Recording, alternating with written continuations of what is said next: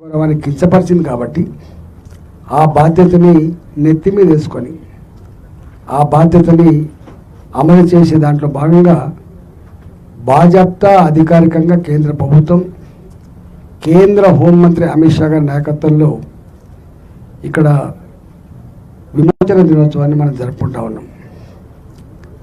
రేపు అందులో భాగంగానే మళ్ళీ సెప్టెంబర్ 17 నాడు ఇక్కడ విమోచన దినోత్సవం జరిగిపోతా ఉంది.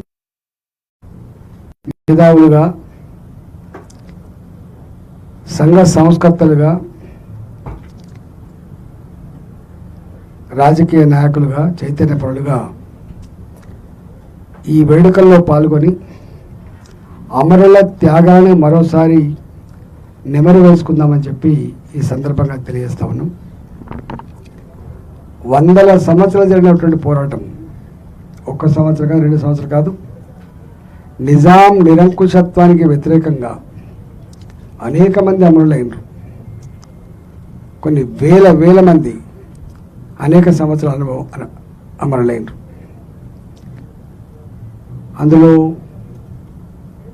పత్రికా రచయితలు కావచ్చు, ఉద్యమకారులు కావచ్చు, ఆనాటి నిజాం నిరంకుశత్వాన్ని ఎదిరించిన వాళ్ళు కావచ్చు, చివరి గడేళ్లలో, చివరి సంవత్సరాలలో ఏ రజాకార్ మూకలైతే ప్రజానీకం మీద విచ్చలవిడిగా చెప్పరాని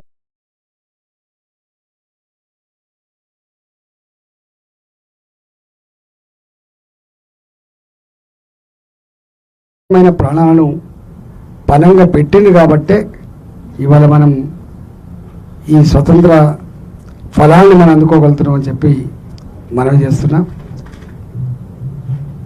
తెలంగాణ ప్రజలకి నేను వినమ్రంగా విజ్ఞప్తి చేస్తున్నా, ప్రతి ఊర్లో ప్రతి 3 బాటల కాడ మనం జెండా పండుగ జరుపుకొని తెలంగాణ జాతి రండి నరసింహరావు గారు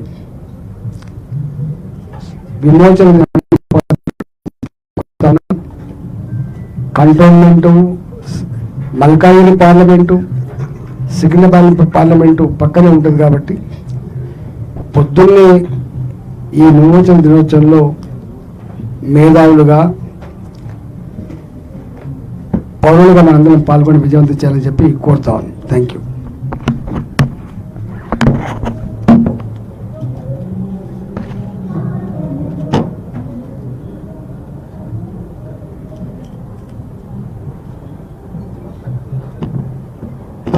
సెప్టెంబర్ 17 విమోచన దినానికి బీజేపీకి ఏం సంబంధం ఉందని మంత్రి ఉత్తమ్ కుమార్ రెడ్డి అన్నారు.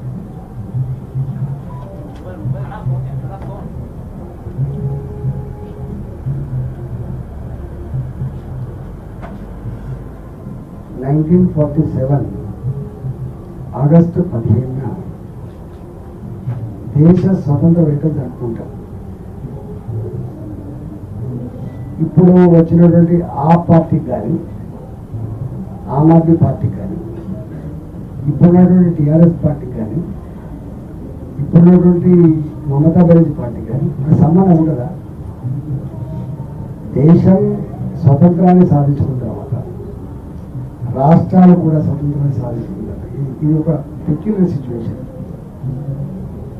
దేశానికి స్వతంత్రం 1947 ఆగస్టు 15న వస్తే ఆనాడు నిజాం మన భారత యూనియన్లో కలవడానికి ఒప్పుకోలే.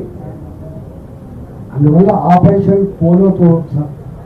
ఆపరేషన్ పోలోతో ఆనాటి కేంద్ర ప్రభుత్వంలో హోంమంత్రిగా ఉన్నటువంటి సర్దార్ వల్లభాయ్ పటేల్ 560 పైచిత్ర సంస్థానం ఎట్లయితే విలీనం చేసిందో అందులో ఒక సంస్థానం నిజాం సంస్థానం, దాన్ని విలీనం చేసిన రోజు ఆనాటి భారత సైన్యాలు భారత ప్రభుత్వంలో భాగంగా విముక్తైన ప్రాంతం. ఆనాడు కాంగ్రెస్ పార్టీ సంబంధం కాదు, అది కాంగ్రెస్ పార్టీ చేసింది కాదు. నిజంగానే ఒకవేళ కాంగ్రెస్ పార్టీకి భారతీయ జనతా పార్టీకి సంబంధం లేదు. మరి నీకు సంబంధం ఎందుకు చెప్తారో నీకు తెలియలేదా? ఇక తెలియలేదంట నువ్వు చెప్పగలవా? అంటే తెలంగాణ రైతాంగ పోరాటం కావచ్చు, రజాకాల వ్యతిరేక పోరాటం కావచ్చు, నిజాం నిరంకుశత్వ వ్యతిరేక పోరాటం కావచ్చు, కొన్ని వేల మంది చచ్చిపోయింది irrespective of community. Shoebullah Khan యువరాన కొన్ని వేల మంది సాకలి ఏదమ్మ కావచ్చు, దొడ్డు కొబ్బరి కావచ్చు, ఎన్నో వందల మంది అమరులయ్యారు. ఇవాళ స్వతంత్ర వీరులకు భారతీయ జనతా పార్టీకి సంబంధించినటువంటి ప్రశ్న మిగిలి ప్రశ్న అది. దానా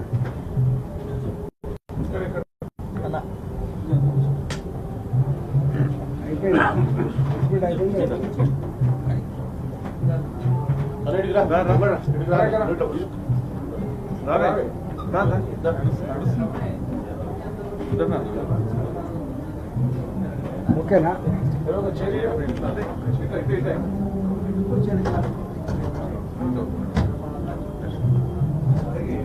అంటే మాకు ఆగమంటే ఆగుతుంటాం మేము. ఎవరు చెప్పలే ఆగమని చెప్పలేదు.